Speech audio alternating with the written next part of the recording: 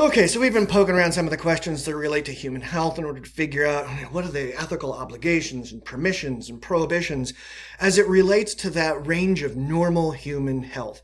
And John Harris, the philosopher that we read for this week, puts the question to us this way. What constitutes a normal, healthy life is determined in part by technological and medical and other advances.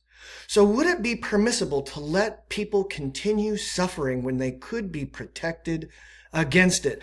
And Harris initially comes at this question by saying, like, hey, let's just think about our attitudes towards, everyday challenges that we deal with to human health. When our children get sick, we get them medicine. We even vaccinate them against potential future illnesses. And we can even think about this not just as it relates to temporary illness, but we can think about it as it relates to disability.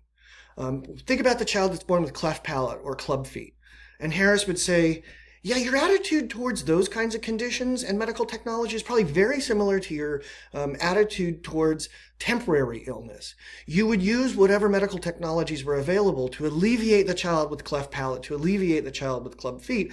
And you would feel not only ethically permitted to do that, but probably ethically obligated to use those medical technologies. And so what Harris is saying to us is this, is if that's the way that you think about these other forms of medical technology as it relates to illness and disability, why would you think any differently about genetic engineering and as it relates in particular to disability? And this is the first sort of ethically dicey territory that Harris takes us into. And I say it's ethically dicey because we have a really long and convoluted history with how we think about disability and people with disabilities. And you can just think about the title of Harris's piece, right? Is gene therapy a form of eugenics? And you get these connotations of, oh my gosh, eugenics and Nazis, or if we use genetic engineering, are we doing something Nazi-like? And you can even go back into the recent past to see how we've struggled to deal with this idea of disability and the value of individual people with disabilities. And so as in the recent past, we would refer to those who had disabilities as handicapped. That person's handicapped. And then the thinking was, well, that sounds bad. That doesn't sound good. Why don't we just say they're disabled? There's some ability that's normal for people to have that's been kind of damaged somehow or diminished or absent from this person. And then there was a movement afoot to say, like, well, no, disabled, that still sounds kind of negative. What if we go with otherwise abled? And then even people with disabilities are like, well, no, that doesn't really get it. It's not like I have some special superpower that nobody else has. And so there was even a movement afoot a while ago to refer to able-bodied people as non-disabled, but that didn't fly.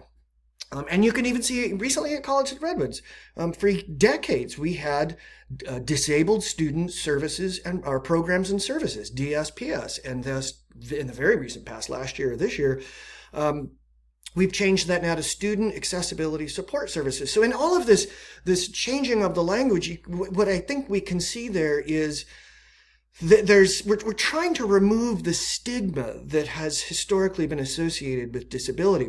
And what Harris wants to do is to have us think about how we can use the technology of genetic engineering to remove disabilities without necessarily implying that people with disabilities are somehow less than. And the way that he's going to sort of get us into this territory where we're considering really carefully what our attitude should be towards disability is that he poses some questions to us.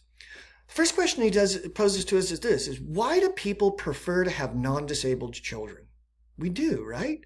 Or Harris is betting that we're going to say we do, that when women are pregnant, they'll often do things like go to pregnant women's exercise classes, take prenatal vitamins, they'll change their diets, they'll go to their prenatal checkups, and it's all with the hope of having a normal, healthy baby. They're doing everything they can in their power to maximize the possibility that they're going to be born with a non-disabled child, with a child that falls within that normal health range. If you have ever been in a birthing room as someone giving birth or being with someone who is, you know that the very first thing that the mother asks as soon as the baby's been delivered is it healthy? And that's the very first thing that the doctors and nurses determine by scoring the baby's health on that APGAR scale. And so Harris is saying, yeah, think about that. Why do you prefer to have non-disabled children? And what he's hoping we're going to say is, well, I prefer to have non-disabled children, not just because it makes my life easier, but because it's going to make my child's life easier. If they're born with a disability, they're born with something that harms them. And Harris even pushes this in a kind of provocative direction. He says, well, what would you think of somebody who actually hoped to have a disabled child? What would your attitude be toward someone who said, I'm going to have a baby in 8 months or 2 months or whatever, and I'm just praying it's born with deafness or blindness. I hope it's born as a quadriplegic or with severe cognitive disabilities.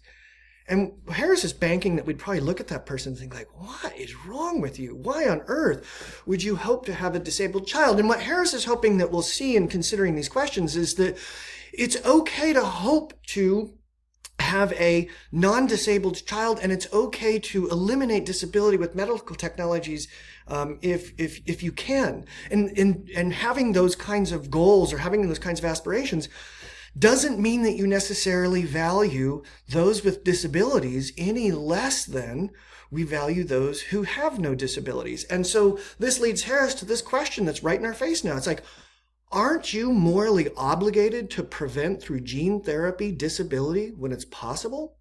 Not just that you're ethically permitted to do it, but wouldn't you be ethically obligated to do it?